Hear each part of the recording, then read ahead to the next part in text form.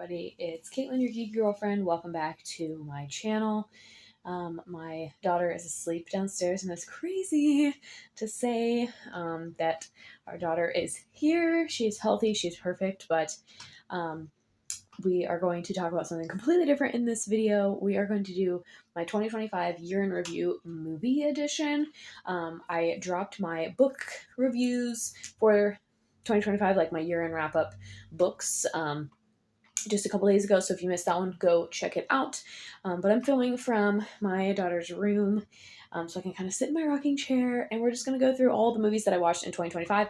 If you are new here, some of these movies are old, some of these movies are new, some we went to the theaters to see, some we streamed, some we rented from the library. These are just things that I had never watched before prior to 2025, and so we have a pretty extensive list that we're going to go through. I really like the yes, no, maybe format, so we're going to kind of do a little bit of that, tell you a little bit about the plot, nothing big in terms of spoilers, but we're going to try and get through these as quickly as possible in the event that my daughter wakes up. So we're just kind of basing it on how much time we have before that. Yeah, if you're new here, like I said, make sure you hit that red button and subscribe. You can hit the bell to be notified about all of my latest videos.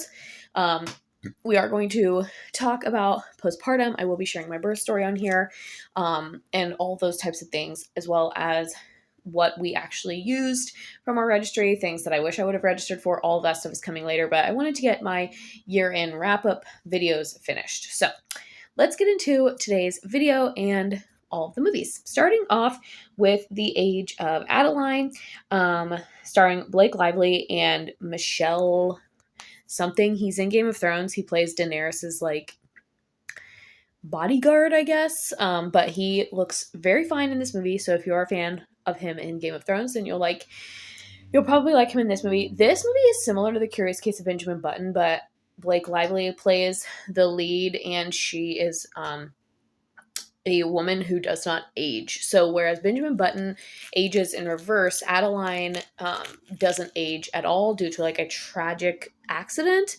And Harrison Ford is in it, and there's like some other big name actors in this movie. And so the cast is pretty good, and the story is overall pretty good. It's a romantic drama.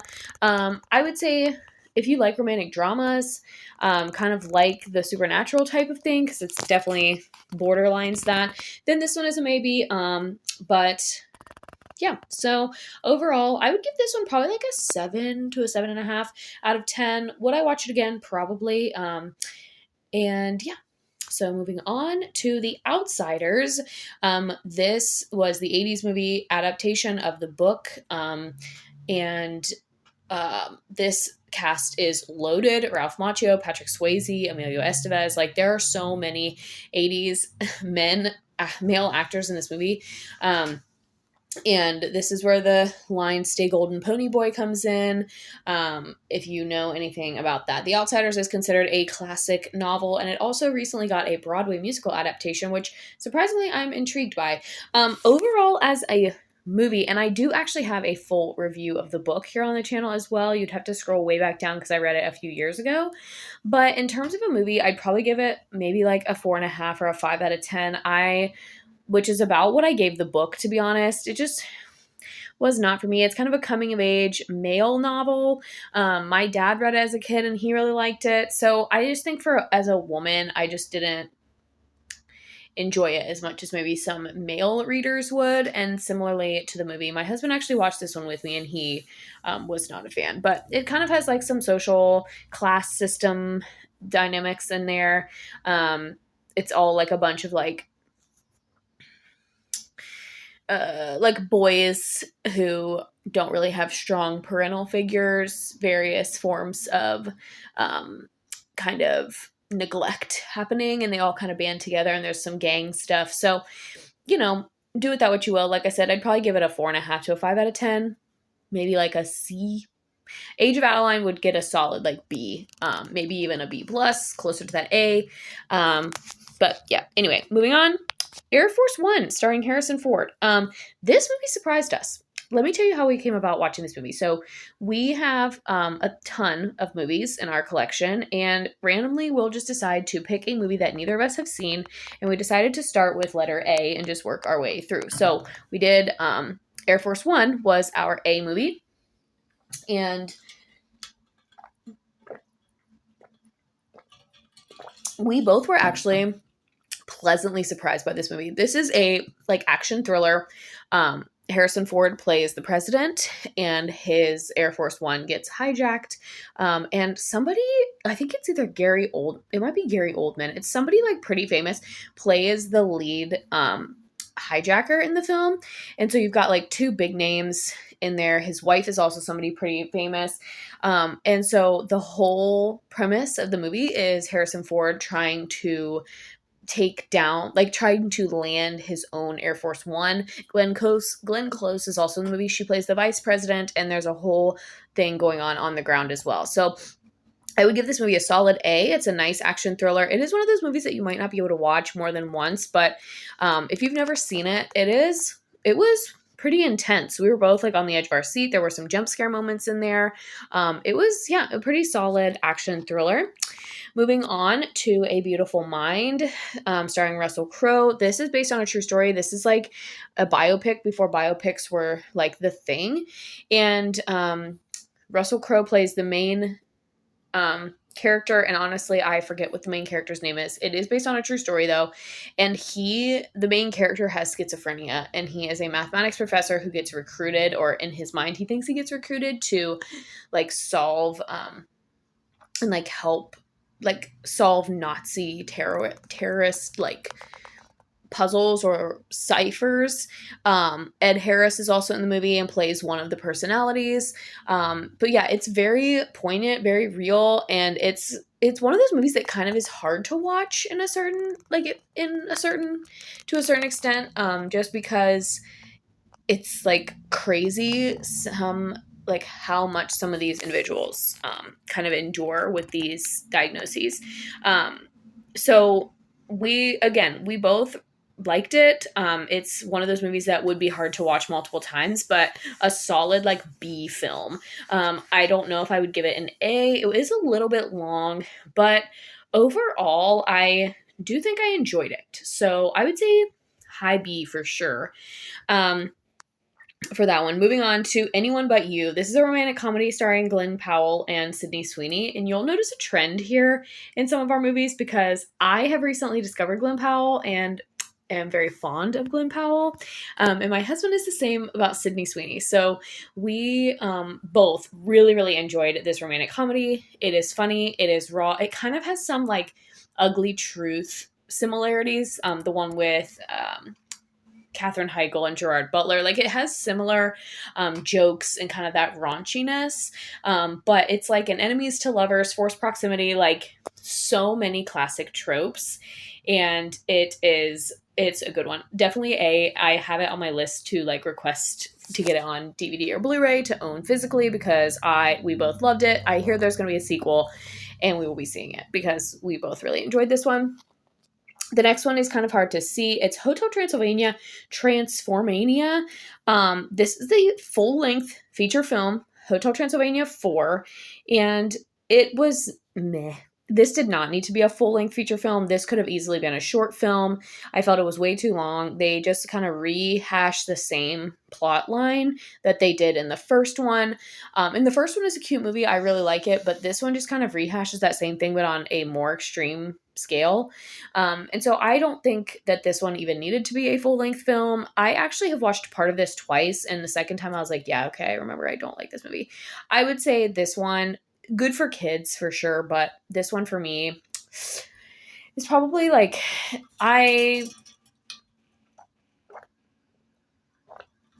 this one would be a no. Like if we're doing yes, no, maybe, this would be a no. Just skip it. Maybe a 4 out of 10 because there were some cute parts, but I wanted more of like Kevin James's character and like David Spade's character. Like their transformations were funnier in my opinion than Adam Sandler's. But anyway, moving on.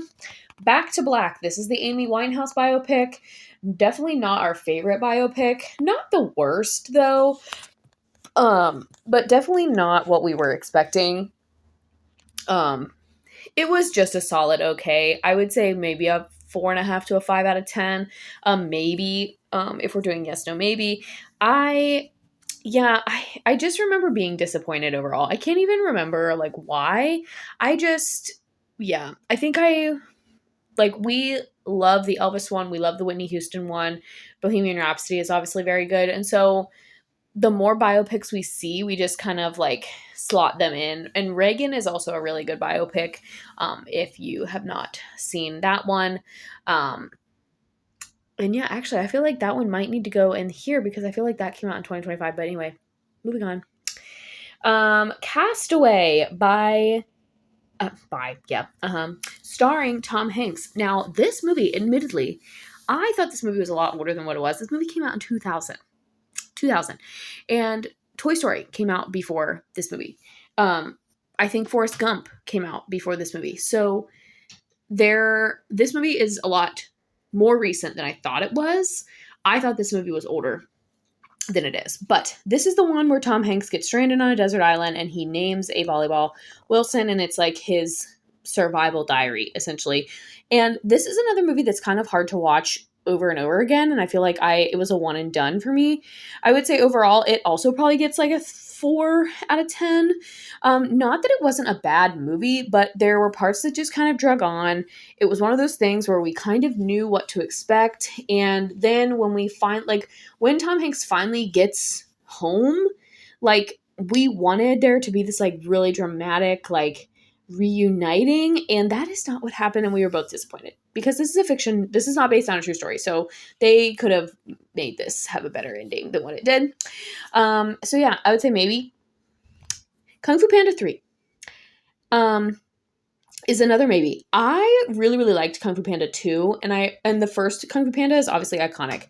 In this one, Po like meets there's another little character, and she kind of seeks his help. She's trying to take down this new enemy, but Poe's dads also help him, and then he like meets, they like gather up this band of like I guess helpers or like community members, because the Furious Five or the Furious Six or whatever they all get like captured by this new enemy. Viola Davis is the voice of the new enemy, and his dad's get involved. And so it's cute, but I definitely would not say it's the best of the three. There are some cute parts though. So this one I would probably give like a 6 out of 10. Like worth it to see as part of the whole series. Definitely not the best, not the worst. But I haven't seen the fourth one, so maybe this one is the worst. I don't know. Okay, moving on.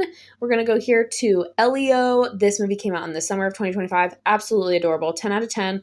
Love, love, love, love, love, love, love this movie. I love the little slug character. I forget what his name is now because it's been a while since I've watched this movie, but this movie is so cute. I cried.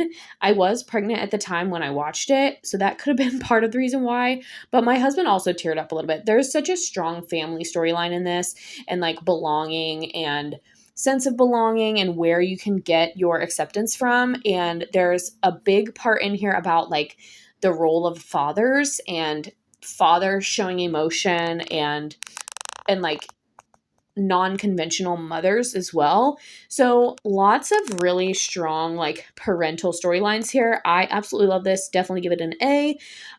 It's one of the better ones that Pixar and Disney have done recently. Definitely better than Turning Red, better than Soul. Like this one wipes a ton out of the water. Next is Drive, featuring or starring Ryan Gosling. My husband really likes this movie. For me, it kind of just falls in the line of like typical hitman action movie. It doesn't really stand out for me. Maybe I would give it like a 4.5 to a 5. Obviously, I love Ryan Gosling, but like I said, to me, it's just a typical hitman like action movie, and very like kind of similar to like The Equalizer and The Transporter and all of those other like ones like that. This is on a list of 100 movies everybody should watch in their lifetime, which we have a scratch off poster of. So we've been kind of trying to make our way through that poster, and this is one of the ones on there, which is why we watched it. There are some other ones on here as well that are in that poster. But yeah, so if you haven't seen it, it is on one of the top, it's considered one of the top 100 movies everybody should watch in their lifetime. So, moving on. Sonic 3. Sonic 3 is cute, definitely not the best. I think I still like the first one the best, but it is cute. I would give it like a 6 out of 10. Do I want to maybe own it so that way I can complete the collection? Possibly. Jim Carrey, of course, is fabulous in this movie. He actually played like 2 different roles in this one because there's like this whole age generational time travel thing going on. And I liked the character of Shadow. I thought his character arc was fun. And then Knuckles and Tails are nice, like side components to Sonic. So it's cute. It's just not the best of the 3 by far. The next one is How to Train Your Dragon, the live action version. If you've seen the original animated movie, you've pretty much seen this movie. It is a pretty much frame by frame adaptation with some changes. Obviously, the most notable change is honestly in the casting of some of the characters, and that got a lot of flack because in the animated version, whatever, I forget what the girl's name is, she is like pale white with white hair, and that is not the route that they took in the live action movie. For that reason, I would probably give it an 8 out of 10. I think it's good. The whole, like, the animated movies are cute. This was, like I said, a pretty much frame by frame. I like that Gerard Butler reprised his role in this movie. The kid that Mason, Toms, whatever, that they got to play, Hiccup, did a really good job. But my thing with this movie is, like, Toothless was already computer animated when the first one came out. So for them to say this is a live action movie, they're still using CGI to bring Toothless to life. And Toothless looks the exact same regardless if you put him against live action people or in the animated version. So for that reason, that's why I give it an 8 out of 10. It's fine. It's literally frame by frame, the animated version. All right, next. Her, starring Joaquin Phoenix. This is another one on the poster.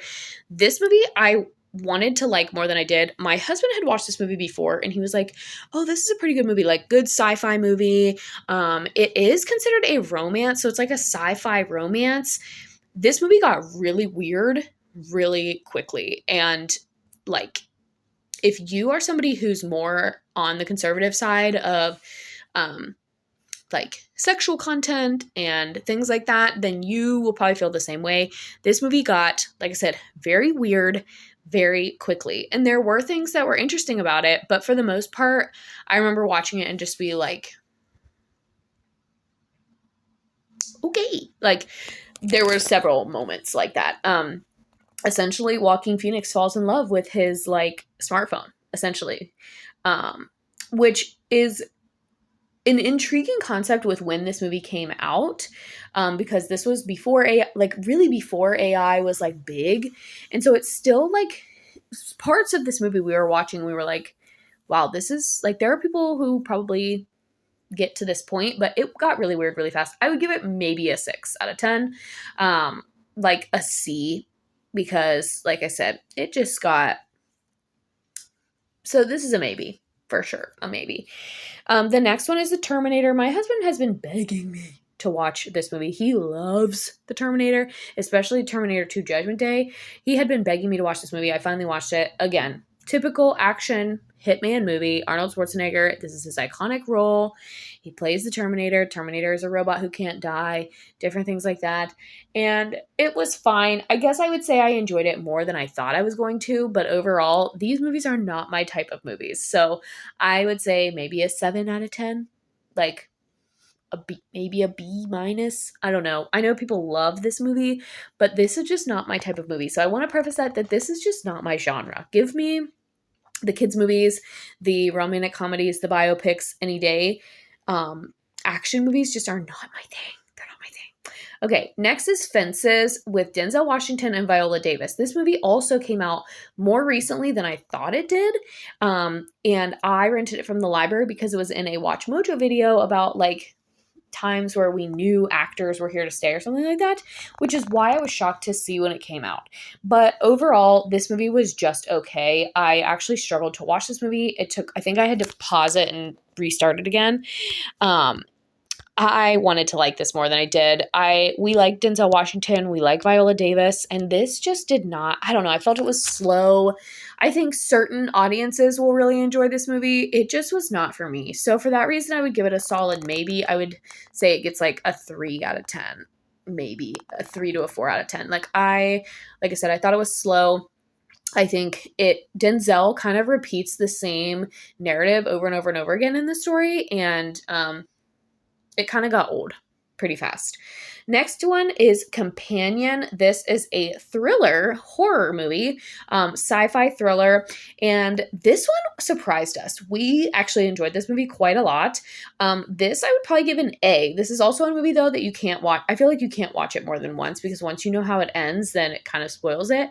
But the premise of this is very similar to like Megan and some of those other ones. It's all based on AI, which is very creepy with the society that we're living in today and the fact that there probably will become an invention. But essentially, she, the girl, is a robot girlfriend. And she can do all the things that a human can do, including provide pleasure. She can cook, clean. So, all of the things that a human can do. She can drive. She can speak multiple languages. Like, you can program her to do whatever you want. They have male ones as well. And but they like function like humans, but they are robots. And so it's an interesting concept. And then this movie actually takes that concept and turns it on its head by making the humans like the bad guy almost. This was a very interesting movie. We both enjoyed this. I would give this a solid A. If you haven't seen it, definitely check it out. Sci-fi thriller. Next we get to Forrest Gump. And I know some of you might be thinking like, oh, she's never watched Forrest Gump. I had not. I had only watched it one time, and I don't think I made it through the whole movie. I think I turned it off because I didn't like it.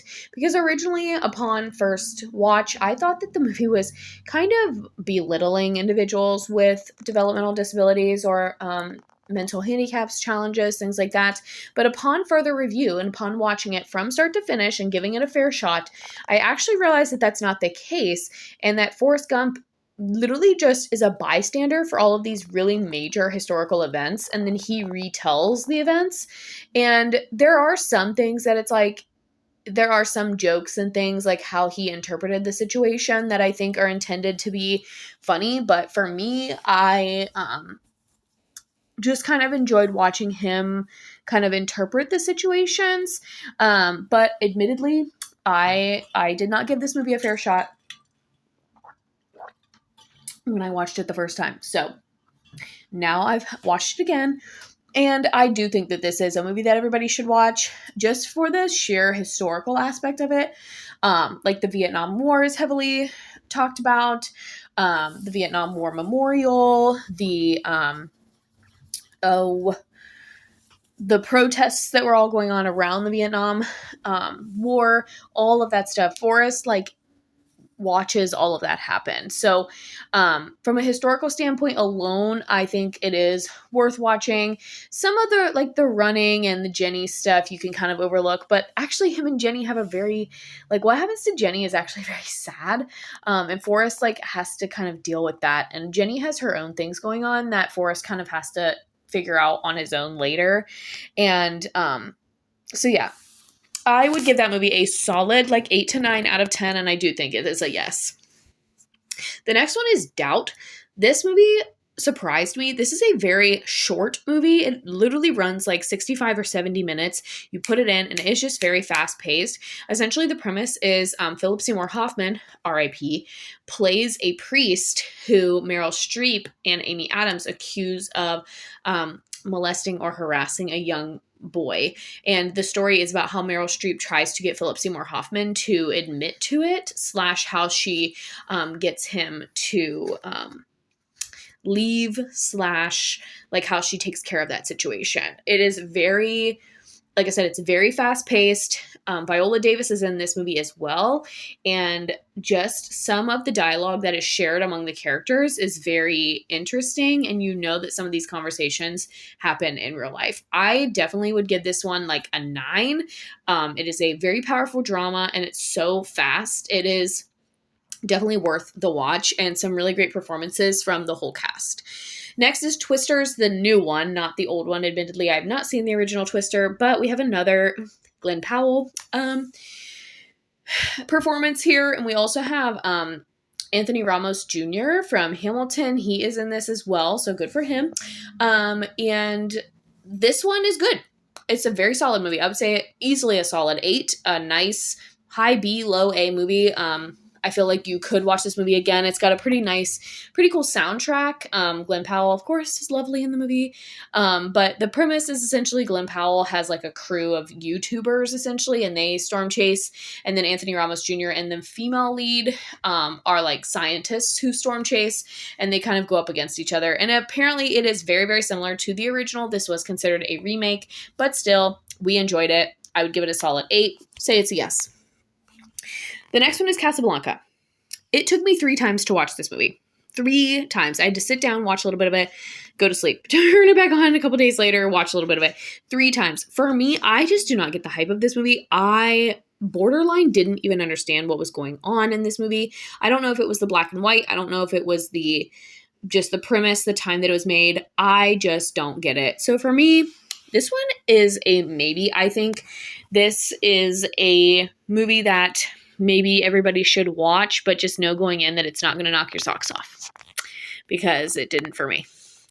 Next is The Long Game. This is an interesting movie. This is about a high school golf team in Texas, composed of some Latin American Hispanic students that one of the school administrators decides to start a golf team, and they go golfing at this really prestigious like white country club, and there are some like racial divides and all of that, but it's an interesting movie with some interesting storylines and plot points.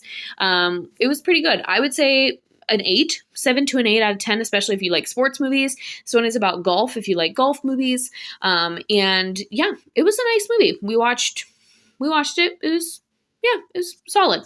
No real major complaints. So solid.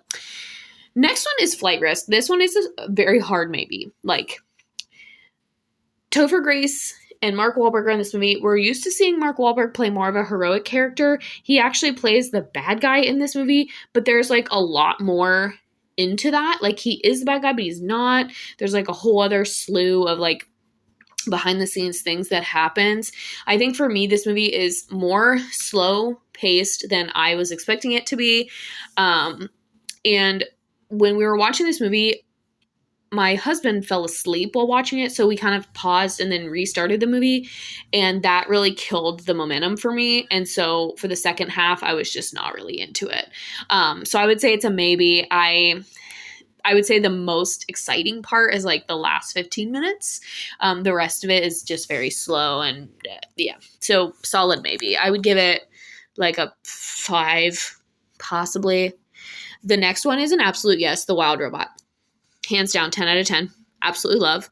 I was not sure about it in the beginning. It gave Iron Giant vibes, but then it's so much more than that. Essentially, this robot adopts this little gosling who she accidentally comes to be his mom, and she has to learn how to adapt to what a gosling needs and not what a robot needs, just like motherhood. And it is such a great metaphor for motherhood. I did watch this movie when I was pregnant. I cried, and I know if I watch it again, I'll probably sob, but it is so good. 10 out of 10. Literally add it to your list right now if you don't already have it on your list. All right, next we're going to talk about this one very briefly. Wicked for Good. Wicked Part 2, however you want to say it. For me, this is a maybe. I thought the first one was really well done. I have seen the stage show. The stage show is my absolute favorite show on Broadway. And for me, this one just did not deliver. I thought it was too long. I thought there was too much fluff. And from the point of As Long as You're Mine to the end of the movie, great. Everything before that, garbage. The music from the musical, thank goodness, March of the Witch Hunters, all of that was all fine. I did not like the added songs, the bonus material. I didn't like all the extra scenes. None of that was necessary. They should have just made one Titanic style 3.5 hour long movie and just done one movie. I think breaking this up really killed the momentum. I didn't need all the extra stuff. And yeah, so for me, I honestly would give this like probably a 6 or so. That's even being a little bit generous. I thought the first one was way better, and I saw this and Zootopia 2 on the same day, and Zootopia 2 blew this one out of the water. We're going to talk about Zootopia 2 in just a second, but for me, honestly, Wicked for Good is kind of a pass. I think if I watched it again, I would skip to As Long as You're Mine and just watch the end because, like I said, the music that was actually from the original musical was well done, especially for Good, No Good Deed, all of those things. But there was like this extra reprise of The Wizard and I. There was like all this extra stuff with Fiera and Glinda's wedding. Like we did not need any of that. We don't need any of it. Take it out. So for me, this one is a pass. It's, like I said, a maybe, but just so you can say that you've seen the whole thing, especially if you haven't seen the musical. Memento is the next one. It's a psychological thriller. Essentially, the main guy, he can't remember, like, he has very intense short-term memory loss, literally can't remember anything from the past like 5 minutes. So he is trying to figure out who killed his wife, and he spends the whole movie trying to catch this guy. But then the whole movie is told through a series of flashbacks and flash forwards as his memories are coming back to him and as he's rebuilding this story in his head and as other people in the movie help him rebuild these memories. I would give this one a 7 out of 10. It's another one that you can't probably watch again, but on the first watch it was good. I was intrigued. I wanted to see how the story was going to end. I wanted to know if he was going to finally figure it out or not. And the ending was a little bit surprising. So yeah, very solid 7 out of 10, probably a B. Zootopia 2, I would say is a very solid A film. I wouldn't give it a 10 out of 10. I would say probably a 9 out of 10. I think I do overall like the first one just slightly better, especially the song in the first one is better. But compared to Wicked for Good, which I saw after Zootopia 2, like I said, blew it out of the water. I think I really like what they're doing with Nick and Judy's relationship. I think that it is powerful to see a male and a female character be such good friends and like talk about how they love each other, show each other affection without it being like a like we're getting married or we're starting a family or anything like that. I think that's a very powerful message that you can have a strong friendship and a strong partnership with somebody who is of the opposite sex and who is a different like category, right? Nick is a predator, Judy's prey, but they're both now working together. And I think overall, that is pretty good. I would say in terms of plot twist, it's very similar to the first one. Like the bad guy is kind of predictable once you get to a certain point in the film. And the snake is a cute additional character. So yeah, that's why I would probably give it a 9 out of 10 and not a 10 out of 10, maybe an 8, 8.5, just because like the bad guy, like the reveal of that is very similar to the first one. All right, we have just a few left, so we're going to go as quickly as possible. I can hear my daughter starting to fuss. So next one is Daniel Craig's Casino Royale. I've never seen this movie before. This is on the 100 movies everybody should watch. Memento is also on the 100 movies everybody should watch, and so is Casablanca. But Casino Royale starring Daniel Craig, I really, really like this movie. I would give it an 8 out of 10 simply because I don't understand poker. If I did, I would probably like this movie more. I thought this movie was fast-paced. I think Daniel Craig looks good in this movie. He's very sleek. He's very suave. Admittedly, I have not seen any of the other James Bond films, so I'm basing this solely off of my enjoyment of this movie alone, and I would be interested in watching the rest of his collection of Bond movies, so maybe look forward to seeing those in the 2026 year in review, because I really enjoyed this. Like I said, I would give it an 8, maybe like an A- to a B+. I thought it was a very good movie. The next movie is Roof Man. We saw this one in theaters. This stars Channing Tatum.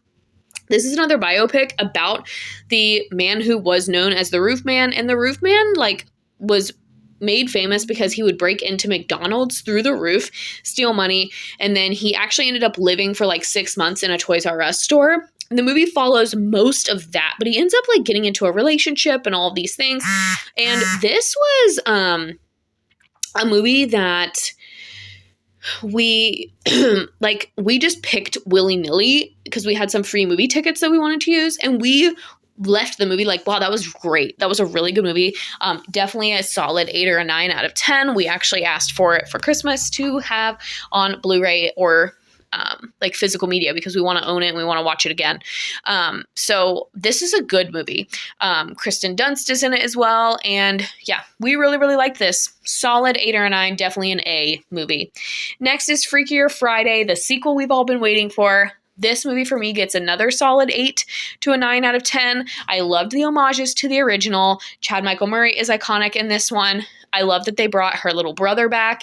All of the original cast is back for the sequel, which definitely makes it top notch. And it's funny, it's charming, it's cute. It's everything about the first one now with the new generation of technology and the new fashion trends and all the things. So I thoroughly enjoyed this. I think I liked it a little bit more than I originally thought. Like when they announced it and everything, I wasn't too thrilled. But when we were sitting there watching it, I thought it was great. So another solid one.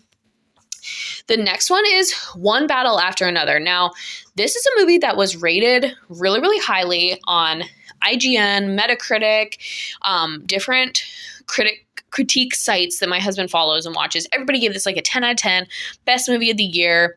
We have no idea what movie they were watching. This is another one that different audiences may have enjoyed it more. My husband and I did not enjoy this movie at all. This is the one movie I think in years that I actually contemplated getting up and leaving the theater because I was so bored and almost fell asleep. Like I wanted to get up and leave. It was long.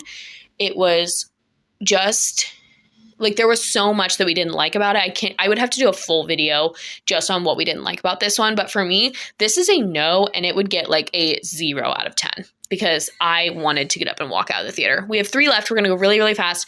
Death on the Nile, an Agatha Christie adaptation. I have not seen Murder on the Orient Express. We're going to watch it this year. This one was good. It's very Clue-like, Knives Out, lots of big name stars in this movie. Annette Bening, the girl from Sex Education that's also in the Barbie movie, Gal Gadot, lots of big name people in this movie. But it kind of starts off slow, admittedly, but then it really picks up in pace the second half. And the ending was a surprise. So we always love that.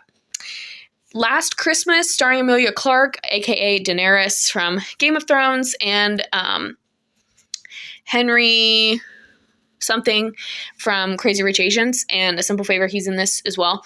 And this was definitely not what we expected. This movie was advertised as a romantic comedy. That is not what this was. This is maybe a romantic drama, maybe, but I would say more drama. And essentially Emilia Clarke thinks that she sees Henry, whatever his name is, and they form this little relationship. And then as the movie progresses, you find out that she actually has a medical condition, and it's just not what we thought it was going to be. And that's pretty much the summary. I would give it a maybe. It is not a romantic comedy, and it had some slow parts, and lots of Wham music. So if you like Wham, and yeah. And then last but not least, The Housemaid. This is a great one to end on. This is a fantastic movie. Yes, I read the book. We both gave this a solid 9 to 10 out of 10. My husband really liked it as well. It's a good psychological thriller. We actually went and saw this movie on our due date for our daughter because she wasn't coming. So we decided to go to the movies and give ourselves a little date night before she was born. Sydney Sweeney, Amanda Seyfried, Brendan Sklenar is also in it. And I just saw a thing. They are going to make a sequel. And there is a sequel to the book. There's 3 books in the series by Freida McFadden. And I read the book a couple years ago, so my memory of how well it was adapted to the screen was a little bit fuzzy, but my mom shared that there were some major plot differences. So if you read the book recently, you may be disappointed with this movie just because there were some creative liberties that were taken. But overall, I think it was great. And it was a great movie to end the year on and a great movie to end this review on. So I would give that one an A. that's it for this year. Everything that we watched and my very brief thoughts and summaries of these movies. Let me know in the comments how many you have seen, how many you're going to add to your list, and what your thoughts are. And stay tuned for our 2026 year in review when we get to the end of 2026. I'm going to hop off for now because I can hear my daughter starting to wake up. So thank you all so much for watching. Like I said, let me know in the comments the movies that you have seen, want to watch, your thoughts, all of the things. And stay tuned for more book reviews, movie reviews, all of that coming in 2026. See you guys next time.